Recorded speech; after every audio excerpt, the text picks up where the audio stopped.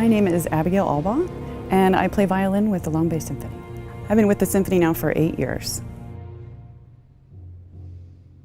I'm from Annapolis, Maryland, and I went on to do my undergrad at East Carolina University, and then after that I went on to University of Michigan with violin performance degrees. I went on to play a music festival called Interlochen in Michigan, so after my 8th grade year, and I remember sitting on stage and getting the craziest goosebumps I've ever felt. And from that point on, I was hooked after playing the finale of the Sibelius Second Symphony. So currently I teach private violin lessons out of my home, and then I'm also an Alexander technique teacher. And that's really important to me because in undergrad I had a musical performance injury from playing violin, and it almost stopped my entire career.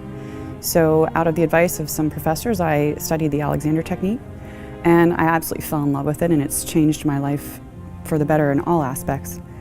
And then I also do different convention presentations for the American String Teachers Association. And then I also perform a lot in the area with other genres as well as the classical genre, doing jazz and funk and some really fun stuff. I also have a 5-string violin that's not my classical instrument, so that's a lot of fun too. So my favorite piece of classical music to play is the Chopin Nocturne in C-sharp minor. It's transcribed by an amazing violinist who's no longer living, named Nathan Milstein. And it just really embodies